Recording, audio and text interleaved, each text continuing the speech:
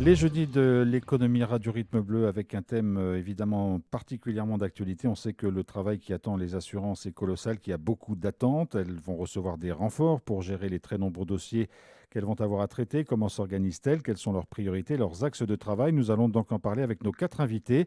Frédéric Jourdain, qui est le président du COSODA, le comité des sociétés d'assurance de Nouvelle-Calédonie. Jean-Michel Calba, le directeur général de Groupama. Jean Goncalves, le directeur général adjoint du groupe Ballande, et Guillaume Benoît, le président de l'Association des directeurs financiers de Nouvelle-Calédonie. Bonjour à tous les quatre. Bonjour. Et merci d'avoir accepté cette invitation à un moment où, je le sais, vous êtes les uns et les autres très sollicités et très occupés par le travail que vous avez à faire les uns et les autres. Donc merci de prendre le temps pour faire le point sur ce secteur des assurances qui va être évidemment très très fortement sollicité. Frédéric Jourdain, d'ailleurs, on le sait, hein, vous attendez des renforts de métropole parce que le nombre de dossiers à traiter va être particulièrement important. Il devrait arriver assez rapidement. Oui, je vous confirme. Donc, le nombre de dossiers est abyssal, hein. On reçoit des déclarations tous les jours. Nos équipes ne sont pas forcément dimensionnées, vous l'imaginez, pour traiter ce flux incessant qui nous arrive. Donc, ça, c'est pour la première étape. Ensuite, effectivement, on va passer aux phases d'expertise. Tout comme nos équipes, le nombre d'experts qualifiés en local n'est pas suffisant pour traiter toutes ces demandes. Et nous sommes en contact effectivement avec l'État pour favoriser et accélérer la venue d'experts de métropole qui viendront en renfort. On s'est rapproché également du territoire de Polynésie pour faire venir également des experts de Polynésie française. Donc ces renforts devraient arriver très très rapidement pour qu'on puisse nous démarrer toutes ces phases-là. D'autre part, il y a toujours des réunions de calage qui se font en lien avec la métropole, soit avec vos sociétés d'assurance, mais même avec le ministère de l'économie à Bercy pour voir comment appréhender ce dossier aussi de façon globale. Oui, oui, complètement. On a eu la semaine dernière effectivement une visio avec Bruno Le Maire et les équipes de Bercy. Hier, s'est tenue une nouvelle réunion à Bercy avec l'ensemble des fédérations, mais aussi France Assureur, hein, qui est notre maison mère, et pour effectivement mettre en place tous les dispositifs et pouvoir répondre à toutes les questions. Alors nous allons essayer, si vous le voulez bien, dans cette émission d'être assez pédagogique parce qu'on sait qu'il y a deux grands secteurs qui sont concernés aujourd'hui par les personnes qui ont subi des dégâts ou qui ont subi des contre-coups de ce qui s'est passé. Il y a le secteur, enfin toutes les personnes dont les entreprises ont été détruites, les locaux détruits, endommagés, et puis il y a pour les autres qui n'ont parfois pas subi de dégâts, des pertes d'exploitation. On va essayer de séparer les choses en deux pour que les choses soient très claires pour les auditeurs. On va commencer, si vous le voulez bien, par les destructions, par les entrepreneurs qui ont perdu leur outil de travail, leurs magasins, etc. etc. Jean Goncalves, c'est votre cas. Hein. On sait que vous êtes le directeur général adjoint du groupe Ballande, que Decathlon, par exemple, a été complètement brûlé. Lorsqu'on se retrouve face à cette situation, quels sont les premiers gestes, les premières choses à faire avant de se tourner vers l'assureur? Il y a un certain nombre de démarches à entreprendre. Oui, bonjour. Effectivement, le groupe Ballande a payé un lourd tribut pendant ces émeutes. Nous avons perdu 4 magasins, notamment effectivement Decathlon, qui est le magasin très connu en Nouvelle-Calédonie.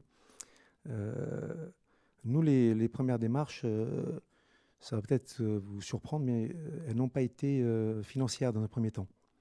Nous, on s'est préoccupé des 80 personnes qui travaillent dans ces magasins. On les a contactés. On a d'ailleurs depuis déjà réalisé des CE extraordinaires parce que l'ADN du groupe Ballande, comme je pense d'ailleurs de beaucoup d'entreprises en Nouvelle-Calédonie, c'est un ADN social qui accompagne les personnes qui travaillent avec nous tous les jours. Et donc, en fait, on est finalement d'abord en train de parler de ça. On est en train de parler de peut-être 3 000, 4 000, enfin, les chiffres, on les aura rapidement, mais d'un nombre très, très, très important de familles. Les dernières estimations de CAFAT, c'est près de 5 000 emplois directs. Oui, ce qui est énorme. Donc, moi c'est vrai que je pense effectivement beaucoup à eux aussi, parce que d'abord, on les connaît puisqu'on travaille avec eux tous les jours. Ensuite, les assurances, reconstruire, ça va de pair avec le fait que les consommateurs puissent revenir consommer dans le magasin, sinon tout ça n'a pas de sens. Et donc, nous, effectivement, notre premier mouvement, ça a été, tranquillisons nos collaborateurs, donnons-leur une vision de demain, même si demain est court, hein, puisque, effectivement, nous sommes, comme tout le monde, en réflexion de ce que nous allons faire a posteriori. Mais voilà, je voulais vraiment démarrer par ça, parce que je crois que notre combat à tous aujourd'hui, c'est de relancer notre économie. Je crois que notre Nouvelle-Calédonie le mérite bien. Et évidemment, nous arrivons donc aux assurances, qui sont une partie importante de nos affaires. Évidemment, nous sommes assurés. Les démarches, les étapes, finalement, sont simples et compliquées, hein. Et d'ailleurs, on en discutait un petit peu tout à l'heure, il est évident que, vu de notre fenêtre, tout ça est toujours trop long, hein, puisque nous avons des collaborateurs qui ont besoin de travailler, nous avons des entreprises qui ont besoin de fonctionner. Et là, pour être tout à fait transparent et peut-être un espèce de petit cri du cœur, on a déjà fait plusieurs réunions et bon, pour l'instant, tout ça me semble quand même un peu long, un peu lent. Alors, je comprends que ce n'est pas facile, évidemment, mais voilà, je voudrais vraiment dire ça, parce que je pense que la Nouvelle-Calédonie est quand même dans un état économiquement assez détruit. Et là, il faut vraiment que tout le monde s'y mette. Et il faut démarrer le plus vite possible. Et voilà, moi, j'ai pas eu, en tout cas, dans les réunions auxquelles j'ai participé pour l'instant, qu'il y avait une célérité qui était vraiment prise en compte. On va évoquer cette question du temps. Évidemment, elle est importante. Je pense que les assureurs y sont évidemment aussi tout à fait sensibles. Mais voilà, parlons aussi un petit peu technique. C'est-à-dire, Oui. aujourd'hui, voilà, quand vous avez constaté la destruction d'un magasin, qu'est-ce qu'il faut faire et qu'est-ce que les entrepreneurs doivent faire avant de se tourner vers leur assurance? J'imagine qu'il y a un constat, Oui. Il faut faire venir un huissier. Enfin voilà, quelles sont les démarches à Voilà. entreprendre? Alors, effectivement, très concrètement, d'abord, il faut regarder le contrat d'assurance qu'on a souscrit. Nos collègues COSODA, tout à l'heure, nous le diront plus clairement. Parce qu'effectivement, là, il y a des différences qui vont exister. Dans notre cas, nous, effectivement, nous sommes couverts. Les étapes, dans un premier temps, ont été ralenties puisque nous ne pouvions pas accéder aux locaux. Donc, c'était très compliqué de pouvoir, dans un premier temps, déjà établir le niveau des dégâts commis, même si, malheureusement, par caméra interposée, nous savions très bien que les magasins que j'ai cités avaient été détruits. Ensuite, que nous y allions, c'est une chose, mais le plus important, c'est que l'expert de l'assurance puisse venir lui-même constater. Donc évidemment, très rapidement, nous sommes mis en contact avec nos assureurs. Nous avons un accord très rapidement aussi. Nous avons missionné un expert qui doit venir sur le territoire. Cet expert vient de France, comme ceux que nous avons cités tout à l'heure. Et donc là, c'est un peu compliqué, puisque pour l'instant, personne ne rentre sur le territoire, en tout cas sur les vols commerciaux. Donc nous avons un travail, quand je dis nous, c'est tous les entrepreneurs ont la même chose à faire, c'est qu'est-ce qui a été brûlé, et en termes d'actifs et en termes de stock, quelles sont les pertes d'exploitation qui vont venir, quels sont les salariés qui sont concernés, qu'est-ce qu'on avait inscrit dans les contrats d'assurance concernant tous ces sujets-là, pour à la fin arriver à une valeur et espérer être remboursé à 100%. Alors, il y a déjà beaucoup de sujets dans ce que vous avez exposé, Jean Goncalves, et c'est très bien. Ça va être d'ailleurs la première question que je peux vous poser, Frédéric Jourdain et Jean-Michel Calbin. Il y a plusieurs types d'entreprises qui ont été détruites. Il y a des gens, effectivement, qui peuvent s'appuyer sur un groupe et des experts juridiques qui peuvent les accompagner. Il y a ceux-ci qui sont un peu tout seuls et qui ont perdu leur exploitation. La première chose, c'est que ces entreprises s'organisent pour qu'elles fournissent le mieux possible les documents dont vous avez besoin. C'est bien ça, Frédéric Jourdain? Oui, complètement. Je voudrais rebondir sur ce que disait M. Congalves par rapport au temps. Effectivement, le temps est toujours trop long. Moi, je peux vous assurer que dès le premier jour, on n'a pas attendu, effectivement, malgré les événements terribles qui nous ont tous soulevés, on n'a pas attendu pour commencer à instruire déjà les dossiers par rapport aux listes qui circulaient, donc où on a pu identifier des risques que nous avions en portefeuille. Et commencer ce travail préparatoire. Donc ce temps long, je l'entends bien et je le comprends et je profite de l'occasion aussi pour vous assurer et assurer au monde économique, mais pas seulement qu'au monde économique, à l'ensemble des particuliers qui sont aujourd'hui aussi touchés dans leur chair et dans leurs habitations, que leur apporter tout notre soutien, puisque encore une fois, on mobilise l'ensemble de nos équipes en manière dégradée, puisque nous avons également aussi subi ces dommages. Les compagnies d'assurance ont été victimes d'agences qui ont été brûlées. Aujourd'hui, nos collaborateurs ne peuvent pas regagner encore nos locaux par manque de sécurisation. Donc À ce niveau-là, on met vraiment les choses en place sur ce temps, effectivement, comme je vous le disais tout à l'heure en préambule. Effectivement, avec les services de l'État, on essaye d'organiser la venue de ces experts par des vols commerciaux, soit par des vols militaires. Donc les actions sont déjà enclenchées et l'État avec qui nous discutons prennent les mesures pour ce faire. Et pour ce qui concerne la deuxième partie, je vais peut-être laisser Jean-Michel Calbin, vous pouvez la parole à Jean-Michel. Oui, pour la partie plutôt perte d'exploitation, ce que vous avez évoqué. C'est-à-dire l'organisation des entreprises, certaines ont de quoi s'appuyer sur des experts juridiques, d'autres doivent faire face un peu par elles-mêmes et sont peut-être un peu perdues. Oui. Alors, ce qu'on a imaginé pour elles, c'est déjà d'avoir des déclarations beaucoup plus facilitées. Et effectivement, vous l'avez précisé, les locaux qui ont été endommagés ne sont pas forcément accessibles, ni par les collaborateurs, ni par les experts d'ailleurs, puisqu'ils sont encore dans des zones non sécurisées. Ce qui fait qu'on arrive quand même à avoir des images par les vidéos, par les réseaux sociaux. Et donc, on essaye d'évaluer déjà les dommages en regardant l'état dans lequel peut se trouver un commerce ou un atelier ou un dock ou une entreprise. Donc, on travaille déjà là-dessus pour préparer justement le travail des experts pour le documenter le plus possible. Ce que l'on a fait également, et ça c'est dans toutes les compagnies, on a décidé au niveau du COSODA de s'harmoniser aussi, et ça a été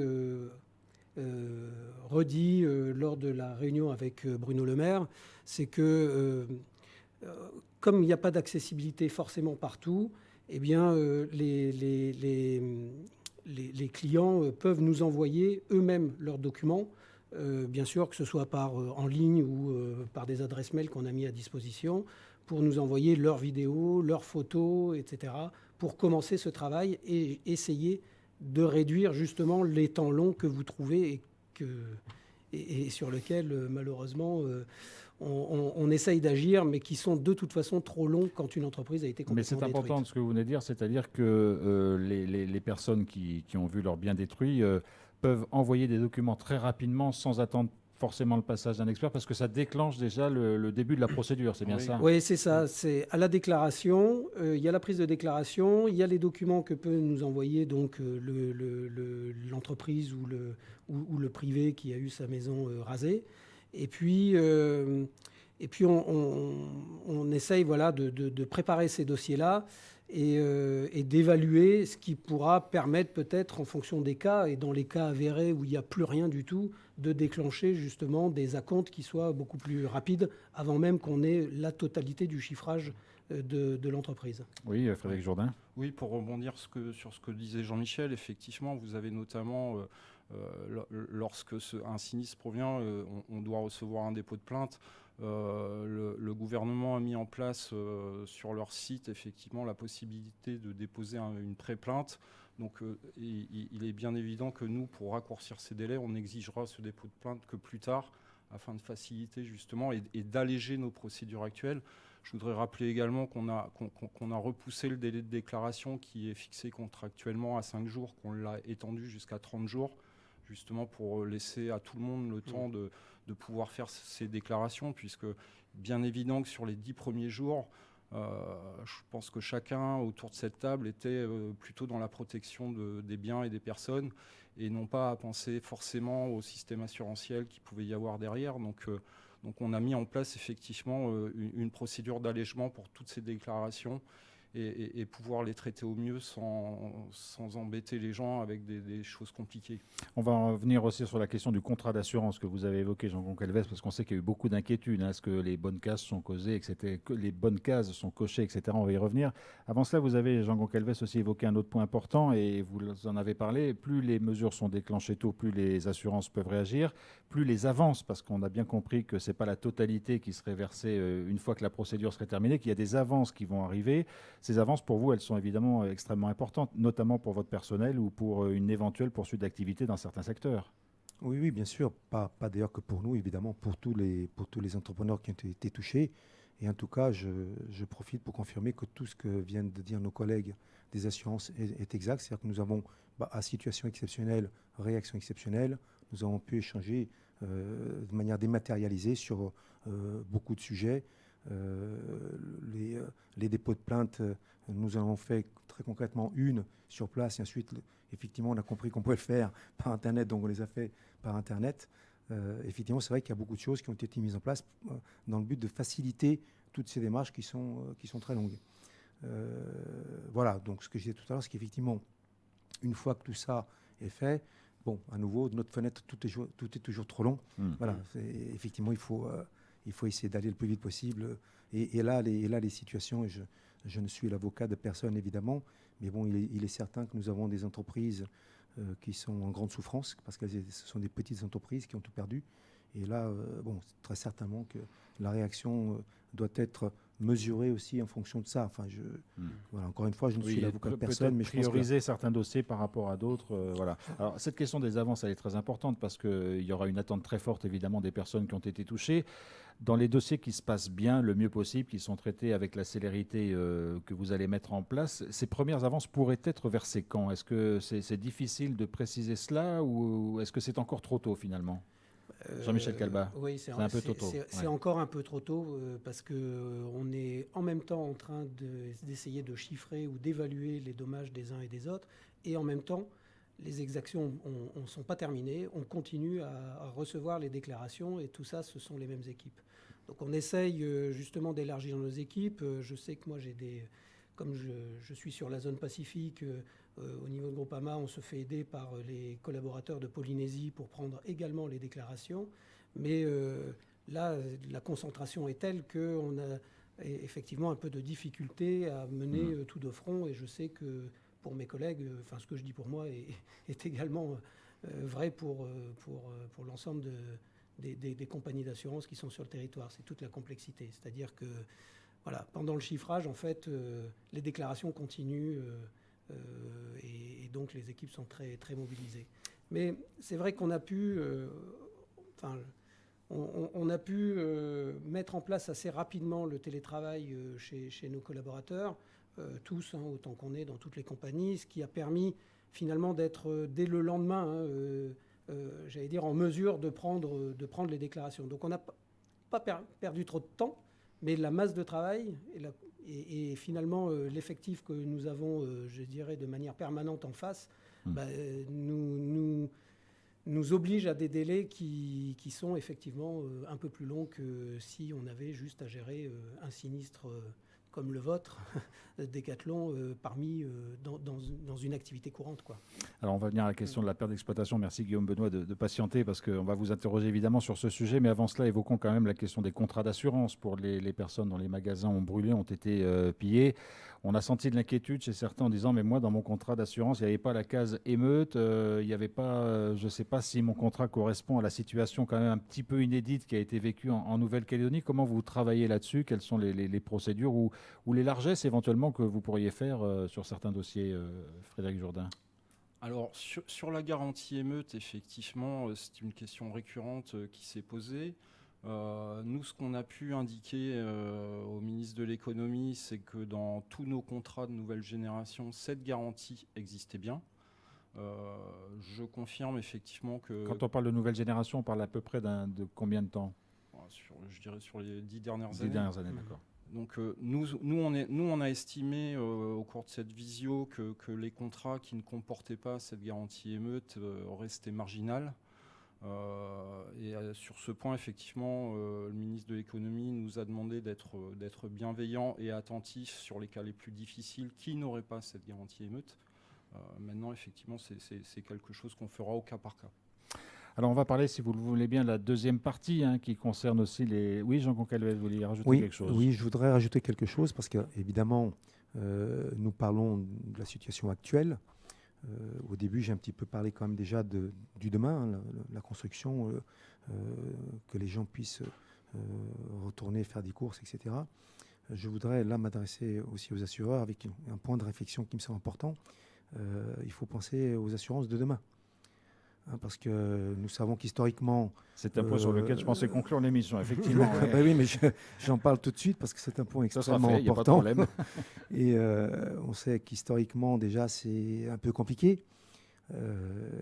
Bon, voilà, écoutez, je pense qu'effectivement, vous avez une belle réflexion à faire parce que il ne faut pas que la Nouvelle-Calédonie ne puisse pas être assurée. Voilà, je vous laisse répondre. On y reviendra tout à l'heure à la fin de cette émission. J'aimerais qu'on parle, si vous voulez bien, maintenant de ceux qui n'ont pas forcément tout perdu, qui ont peut-être été impactés, mais surtout qui vont faire face à une perte d'exploitation parce qu'ils n'ont pas pu accéder à leur entreprise, à leur commerce. Guillaume Benoît, je rappelle que vous êtes le président de l'Association des directeurs financiers. D'abord, de quoi parle-t-on quand on parle de perte d'exploitation et quels sont les retours aujourd'hui que vous avez du terrain ? La plupart du tissu économique calédonien a la chance d'être encore là, même si le tribut est extrêmement lourd sur les entreprises qui ont disparu. On vient d'en parler. Pour le coup, c'est la totalité du tissu économique calédonien qui est touché par ces pertes d'exploitation. Il faut absolument qu'aujourd'hui, les dispositifs d'assurance permettent de continuer l'économie qui est encore debout et qui participe également, comme on vient de le dire, à reconstruire ce qui n'est plus. Quand j'ai dit ça, se pose la question du coût du chiffre d'affaires qui a été loupé par ces entreprises, de la marge qu'il y a derrière par rapport à l'année précédente, par rapport à ces business plans. C'est plus ou moins linéaire, plus ou moins évaluable, c'est très difficile. Et toutes les entreprises ne sont pas dans la même situation. Il y a des entreprises, et je tiens à le dire, avant de reconstruire, il faudrait déjà que ça s'arrête. Il y a encore aujourd'hui énormément d'entreprises qui sont en grande difficulté pour travailler normalement, et je dirais même que c'est la au moins la majorité, mais la très très large majorité des entreprises qui sont aujourd'hui dans une très grande difficulté pour fonctionner normalement. Enfin, je veux dire, quand même les commerces alimentaires, qui sont du coup la première nécessité, sont obligés de faire des queues à l'extérieur de leur parking pour fonctionner 2 heures par jour en limitant les achats, on est loin d'une économie normale. Donc les pertes d'exploitation se poursuivent. Elles ne sont pas finies. Il y a encore beaucoup d'entreprises dont les salariés indispensables à son fonctionnement sont dans l'incapacité de se rendre sur le lieu de travail. Donc, comment ça se passe pour ces entreprises ? J'ai également des entreprises qui sont encore isolées et qui n'arrivent toujours pas à ouvrir, qui n'arrivent pas à livrer, qui n'arrivent pas à se faire livrer la matière première pour travailler. Donc, qui sont en capacité de le faire, mais qui ne peuvent pas le faire concrètement. Mais concrètement, elles ne peuvent pas. Comment font les boulangers qui n'arrivent pas aujourd'hui à se faire livrer de la farine ? Est-ce que la garantie émeute fonctionne ? Est-ce que la perte d'exploitation liée aux émeutes va fonctionner ? Sinon, ces gens-là, qui constituent du coup le reste du tissu économique qui est encore vivant, on va finir de les tuer. Donc, il est fondamental qu'on arrive à soutenir ce tissu économique. Et si jamais les contrats étaient insuffisants, il faut absolument que les assureurs et le monde économique arrivent à aller chercher le soutien de l'État pour qu'on mette en place, au-delà des contrats qui existent, des soutiens exceptionnels pour pouvoir perdurer tous ensemble. Alors, vous avez déjà dit beaucoup de choses dans cette intervention, Guillaume Benoît. On va essayer d'apporter des réponses techniques et je vais sans doute être un peu caricatural lorsque je me tourne vers les assureurs, mais quand un magasin a été complètement détruit, quand il a perdu tout son stock, il est relativement facile d'estimer la perte, même s'il y aura évidemment un travail d'expert et d'affinage à faire. Quand c'est une entreprise ou un commerce qui ne peut pas travailler, les choses sont plus compliquées à évaluer. Comment ils doivent s'y prendre et comment vous allez leur apporter des réponses, Jean-Michel Calbat? Alors, tout d'abord, il faut préciser qu'effectivement, la garantie perte d'exploitation, elle se met en œuvre à partir du moment où il y a eu un dommage assuré commis. C'est-à-dire qu'après un incendie, après un vol, un vandalisme, on se fait éclater la boutique et derrière, on remet en sécurité, mais il y a un temps, effectivement, d'inactivité de l'entreprise. Et c'est là que la garantie perte d'exploitation peut se mettre en place. Mais là, on est dans un cas exceptionnel puisque un certain nombre d'entreprises ne sont pas touchées par ces garanties. C'est simplement qu'elles ne peuvent pas accéder ou pas travailler. Oui, tout à fait. Alors, c'est exactement le cas qu'on a pu avoir en métropole puisque j'y étais à l'époque avec le Covid. Effectivement, la garantie perte d'exploitation n'entre pas en ligne de compte, ne se met pas en œuvre parce qu'il n'y a pas eu de dommages. Donc ça, c'est une complexité, et je rebondis sur ce que disait monsieur tout à l'heure, à l'instant. Effectivement, il faut qu'il y ait des aides de l'État, il faut qu'il y ait un soutien de l'État pour pouvoir pallier justement à ce manque où la garantie de perte d'exploitation telle qu'elle est définie dans les contrats d'assurance ne peut pas intervenir. Donc ce que vous dites, c'est que vous ne pourrez intervenir que sur les garanties existantes et encadrées. Pour celles qu'évoquait Guillaume Benoît, qui ne rentrent pas forcément dans ce cadre-là, il va falloir une aide exceptionnelle qui sera gérée par quelqu'un d'autre que les assureurs, finalement. Oui, absolument. Absolument, puisque en fait, sur la garantie perte d'exploitation, encore une fois, elle est mise en œuvre à partir du moment où elle est consécutive à un dommage subi et un dommage matériel subi, je précise. Voilà. Donc, s'il n'y a pas de dommage matériel, la garantie ne se met pas en jeu. Voilà, ne se met pas en œuvre. Jean-Marc Calvet, vous vouliez intervenir, pardon ? Voilà, en tout cas, techniquement, c'est comme ça que fonctionne la garantie perte d'exploitation. Et la deuxième chose, c'est que pour qu'elle se mette en œuvre, il faut aussi que l'entreprise reprenne son activité. C'est-à-dire que s'il y a une cessation d'activité de l'entreprise totale et qu'elle ne reprendra pas après, la perte d'exploitation ne peut pas être chiffrée, puisque la perte d'exploitation, en fait, est évaluée par les experts entre le moment où l'entreprise n'est pas en mesure à un arrêt de son activité. Un arrêt définitif. Pas forcément, arrêt de son activité, et ensuite une reprise de son activité. Et donc la perte d'exploitation, elle s'évalue à ce moment-là. Mais s'il n'y a pas de reprise d'activité de l'entreprise, la perte d'exploitation n'est pas chiffrable. Frédéric Jourdain. Oui, je voulais juste compléter, puisqu'on a été auditionné, je crois que c'était avant-hier, par la cellule économique qui a été missionnée par le président Macron, justement afin de bien comprendre ce que prenaient en compte les contrats d'assurance et où l'État, effectivement, pouvait apporter une solution complémentaire ou palliative lorsque des trous dans la raquette pouvaient se présenter, comme l'a démontré Jean-Michel à l'instant. Donc, effectivement, par rapport à ces entreprises qui n'auraient pas subi de dommages, je pense que là, l'État créera un fonds de solidarité. En tout cas, il y travaille, sans présumer de ce qui sera fait, bien entendu, mais il y travaille. C'est aussi un travail, Guillaume Benoît, qui se mène avec les institutions locales aussi, dans certains cas. Les discussions avec les institutions locales et surtout avec l'État sont en cours. Je pense que les informations sont bien remontées. On était hier à une réunion, je pense, ensemble à ce sujet.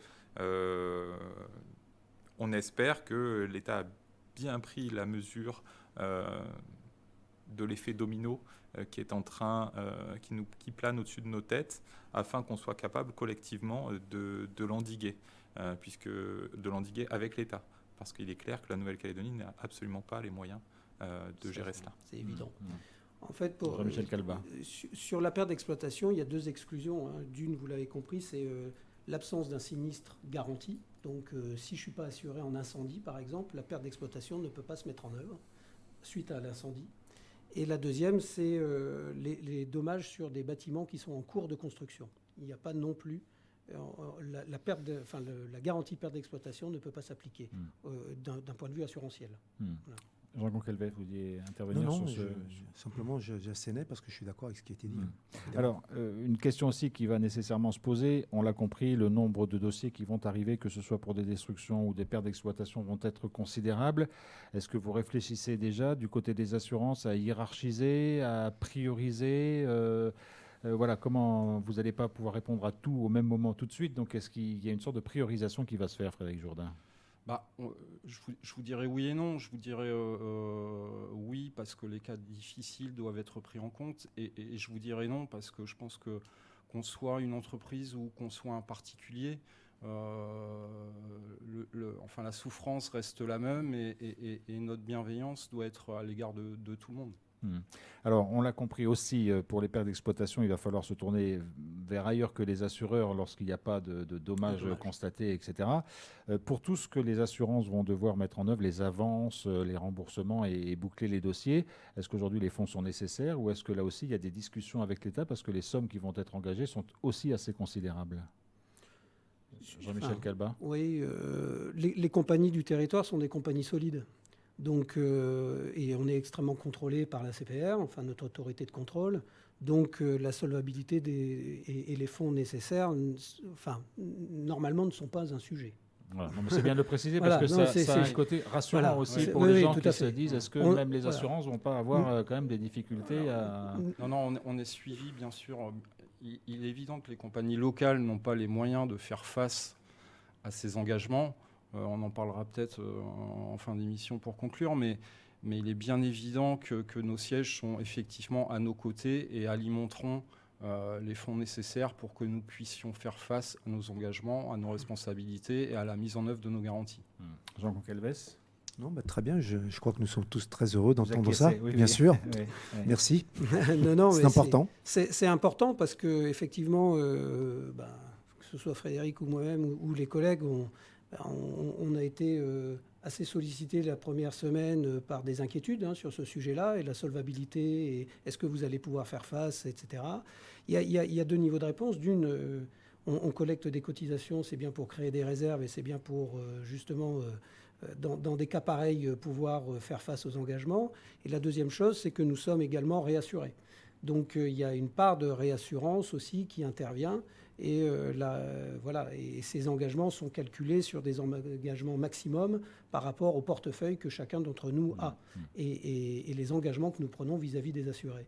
Donc de ce côté-là, il faut rassurer vraiment tous les Calédoniens. Il n'y a pas d'inquiétude, il n'y a pas il n'y aura pas de défaillance des compagnies d'assurance, en tout cas pas celles qui composent le COSODA. C'était bien que ce soit dit et dit clairement. Voilà. Guillaume Benoît.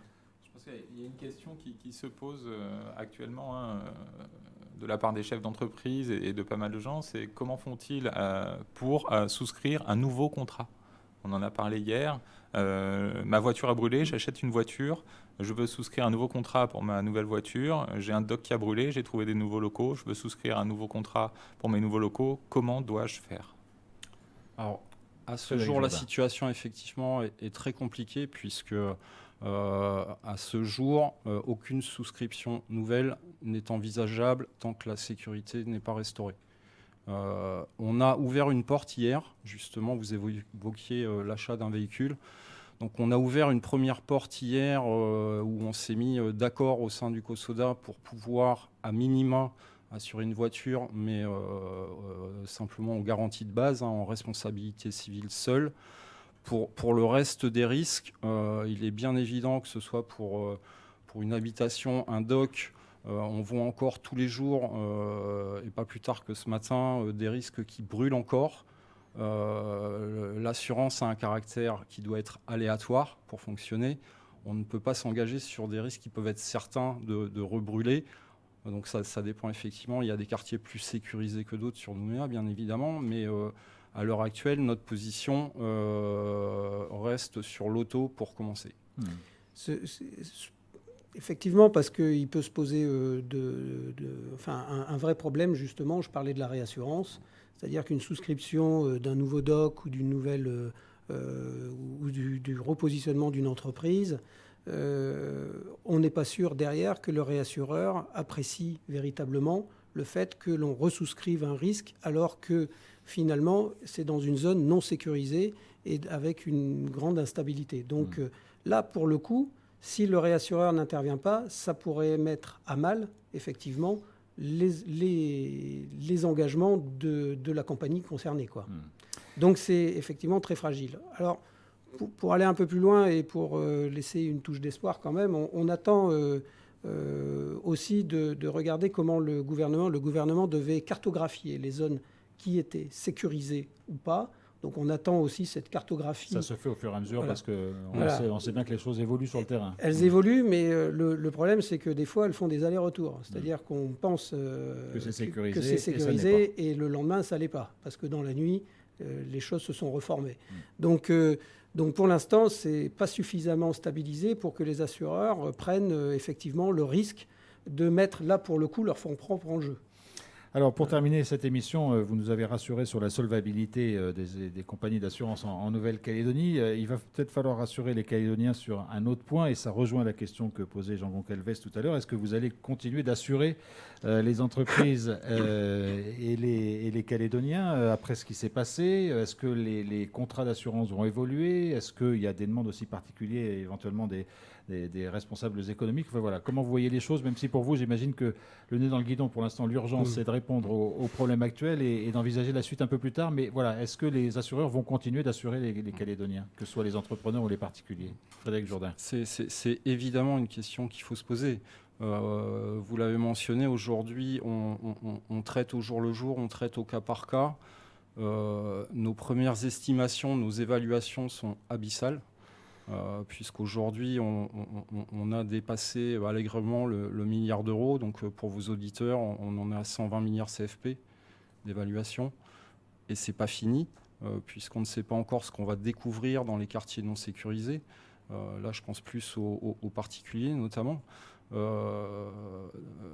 Par rapport à tout ça, bien évidemment, ça représente des années de cotisation. Et je peux pas présumer aujourd'hui de ce qui se passera demain, bien évidemment, mais c'est des questions que peut-être certaines compagnies vont se poser. Écoutez, on aura sans doute l'occasion d'y revenir, mais dans une deuxième partie, une fois que l'essentiel du choc auquel doivent faire face les entreprises et les particuliers calédoniens sera évidemment absorbé par les uns et par les autres. Merci beaucoup, en tout cas, à tous les quatre d'être venus sur ce plateau en fonction, évidemment, des emplois du temps très chargés des uns et des autres. Et puis, on essaiera de faire un point régulièrement sur ces questions-là pour tenir les auditeurs informés. Merci beaucoup.